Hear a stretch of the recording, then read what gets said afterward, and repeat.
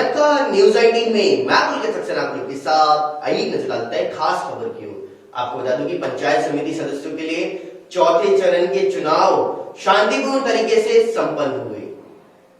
प्रदेश के 21 जिलों में जिला परिषद और पंचायत समिति सदस्यों के लिए चौथे चरण का चुनाव स्वतंत्र, निष्पक्ष और शांतिपूर्ण तरीके से संपन्न हो गया। चौथे चरण में कुल 63.83% मतदाताओं ने अपने मताधिकार का इस्तेमाल किया है। सर्वाधिक मतदान बांसवाड़ा पंचायत समिति में किया गया। यहाँ 80.90% मतदाताओं ने वोट भी डाले। सभी चरणों की मतगणना 8 दिसंबर की सुबह 9 बजे से सभी जिला मुख्यालयों पर होगी। राज्य निर्वाचन आयोग के आयुक्त PS मेहरा ने बताया कि प्रथम चरण में 61.80, द्वितीय चरण में 63.18, तीसरे चरण में 63.80 और चौथे चरण में 63.83% मतदाताओं ने अपने मताधिकार का इस्तेमाल किया। प्रथम चरण के चुनाव के लिए 23 नवंबर को मतदान हुआ, जबकि दूसरे चरण के लिए 27 नवंबर को वोटिंग हुई। तृतीय चरण के लिए 1 दिसंबर को मतदान हुआ था और चौथे व अंतिम चरण के लिए 5 दिसंबर को मतदान हुआ। सरकारी नौकरियों को लेकर के बड़ी खबर सामने आई है। आपको बता दें कि राजस्थान में सरकारी नौकरियों में फर्जीवाड़े का बड़ा खेल देखने को मिला है। कई भर्तियों में फर्जी डिग्री लेकर सरकारी नौकरशाह बन बैठे। जी हाँ, कई भर्तियों में फर्जी डिग्री लेकर के सरकारी नौकरशाह बन बैठे हैं। राजस्थान बेरोजगार एकीकृत महासंघ ने फर्जीवाड़े का दावा भी किया। आप तक बड़ी खबर हम बता रहे हैं कि राजस्थान के बेरोजगार एकीकृत महासंघ ने फर्जीवाड़े का दावा किया है। साथ ही साथ एनटीडी के साथ दूसरी भर्तियों में चला बड़ा गड़बड़ घोटाला। आइए नजर डालते हैं खास खबर की। आपको बता दूं कि राजधानी जयपुर के अंदर पॉपुलर फ्रंट के मोती डोंगरी स्थित कार्यालय पर ईडी की कार्रवाई के संदर्भ में प्रेस वार्ता की गई। पॉपुलर फ्रंट के मोती डोंगरी स्थित प्रदेश कार्यालय पर हुई ईडी की कार्रवाई के संदर्भ में प्रेस वार्ता। प्रदेश अध्यक्ष मोहम्मद आसिफ ने कहा कि ईडी की कार्रवाई पूर्ण रूप से राजनीतिक से प्रेरित और वाह विरोधी की आवाज को दबाने की कोशिश की है। पॉपुलर फ्रंट ऑफ इंडिया एक सामाजिक संगठन है जो राष्ट्रीय स्तर पर सामाजिक कार्यों के लिए जाना जाता है। देश भर में विभिन्न आपदाओं व कोरोना महामारी के समय सराहनीय कार्य किया गया।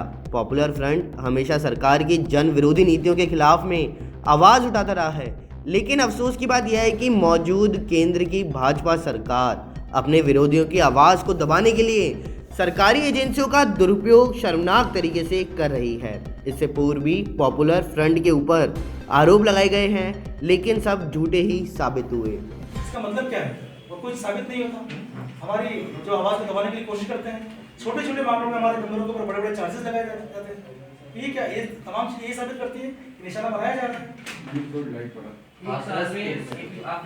से हमारे नेशनल कमेटी मेंबर से हमारे जो तीनों साउथर्न स्टेट्स है, उनके तमाम पदाधिकारियों को नोटिस देकर हम लोग उनको मिल चुके हैं। उन्हें जो जो डिमांड की है हमारे फाइनेंशियल सिस्टम के मुताबिक जो भी मांगा सबको प्रोवाइड कर चुके हैं।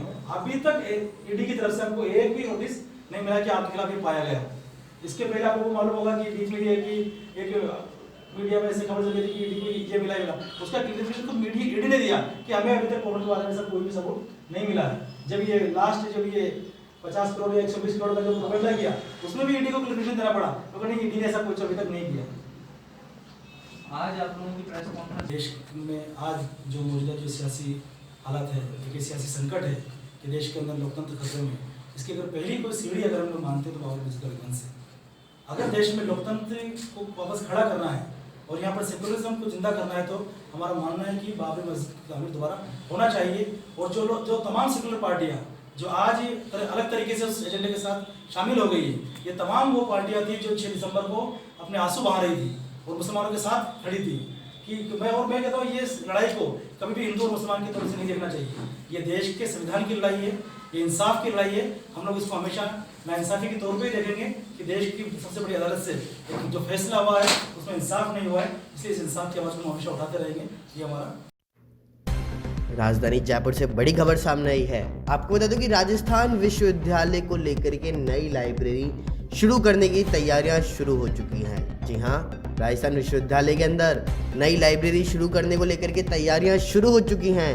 आपको बता दूं कि डॉक्टर भीमराव अंबेडकर के नाम पर होगा नवनिर्मित लाइब्रेरी का नाम। जी हाँ, डॉक्टर भीमराव अंबेडकर के नाम पर होगा नवनिर्मित लाइब्रेरी का नाम। साथ ही साथ लाइब्रेरी में लगेगी डॉक्टर भीमराव अंबेडकर की मूर्ति। साथ ही तांबे की मूर्ति करीब 10 लाख रुपए में होगी तैयार। आइए नजर डालते हैं खास खबर की ओर।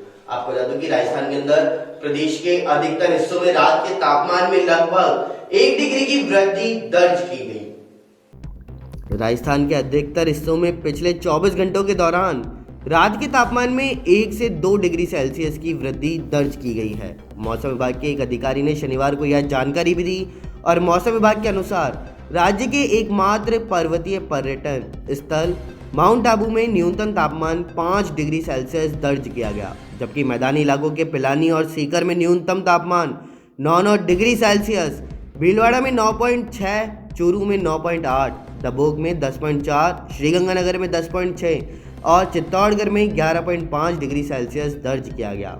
वहीं राज्य के सभी प्रमुख स्थानों में अधिकतम तापमान 26.7 डिग्री सेल्सियस से लेकर के 33.6 डिग्री सेल्सियस के बीच में दर्ज किया गया।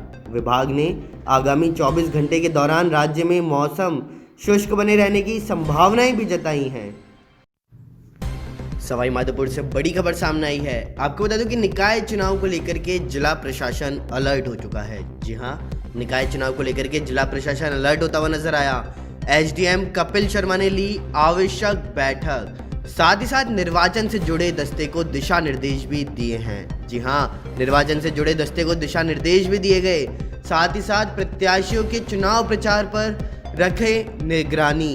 आपको बता दूं कि चुनावी प्रचार को लेकर के निगरानी रखी जा रही है। साथ ही साथ बिना अनुमति घूम रहे प्रचार वाहनों को जब्त भी किया जाएगा। आइए नजर डालते हैं खास खबर की ओर। आपको बता दूं कि कोटा में आज ऑल इंडिया SC/ST एसोसिएशन कार्यालय वर्कशॉप कॉलोनी में डॉक्टर भीमराव अंबेडकर के महापरिनिर्वाण दिवस पर पुष्पांजलि दी गई। कोटा के अंदर आज ऑल इंडिया SC/ST एसोसिएशन कार्यालय वर्कशॉप कॉलोनी 65B में आज सुबह 9:30 बजे डॉक्टर बाबा साहेब भीमराव अंबेडकर के महापरिनिर्वाण दिवस पर पुष्पांजलि अर्पित का कार्यक्रम रखा गया है, जिसमें कोविड-19 गाइडलाइन का विशेष ख्याल भी रखा गया। पुष्पांजलि श्रद्धापूर्वक दी गई। साथ ही साथ पुष्पांजलि कार्यक्रम में उपस्थित मोहन सिंह, सचिव बिशंबर सिंह, विजय मीना, चंपाराम मीना, नरेंद्र मीना सहित कई लोग मौजूद रहे। भारत के संविधान निर्माता डॉक्टर भीमराव अंबेडकर का आज महापरिनिर्वाण दिवस है। उनका निधन आज ही के दिन 1956 में हुआ है और उनके महापरिनिर्वाण दिवस पर देश के विभिन्न हिस्सों में उन्हें श्रद्धांजलि दी जा रही है। इस बीच प्रधानमंत्री नरेंद्र मोदी, गृह मंत्री अमित शाह और कांग्रेस के पूर्व अध्यक्ष राहुल गांधी ने उन्हें नमन किया। देश की सरकारी तेल कंपनियों ने पेट्रोल डीजल के भाव में रविवार को भी इजाफा कर दिया। आज लगातार 14वें दिन तेल के भाव में इजाफा हुआ है। पेट्रोल के भाव में 28 पैसे प्रति लीटर की बढ़ोतरी की गई, तो वहीं डीजल के दाम में 29 पैसे प्रति लीटर का इजाफा किया गया। टीम इंडिया ने अपने पिछले सभी 9 इंटरनेशनल T20 मैच में जीत हासिल की है। इन 9 मैचों में टीम ने 2 मुकाबले सुपर ओवर्स में जीते। शुक्रवार को ऑस्ट्रेलिया के खिलाफ पिछला मैच जीतने के बाद अब विराट कोहली एंड कंपनी की नज़र न सिर्फ सीरीज पर कब्जा जमाने की है, बल्कि T20 क्रिकेट में पाकिस्तान के बड़े रिकॉर्ड को तोड़ने पर भी होगी। देश में कोरोना वायरस की रफ्तार अब कम होती हुई दिखाई दे रही है। कोरोना का ग्राफ भले ही नीचे आता दिखाई दे रहा हो, लेकिन महामारी का संकट अभी खत्म नहीं हुआ। स्वास्थ्य मंत्रालय से मिले आंकड़ों के मुताबिक नए मामले सामने आने के बाद देश में कोरोना मरीजों की संख्या अब 96 लाख के आंकड़े को छूने वाली है। स्वास्थ्य मंत्रालय की ओर से जारी आंकड़ों के मुताबिक पिछले 24 घंटे में कोविड-19 संक्रमण के 36,011 नए मामले सामने आए। इन दिनों सोशल मीडिया पर एक मैसेज तेजी से वायरल हो रहा है, जिसमें दावा किया जा रहा है कि कृषि मंत्री ने हाल ही में किसानों की स्थिति को देखते हुए एक कृषि कानून पारित किया है, जिसका फायदा देश के करोड़ों किसानों को भी मिलेगा।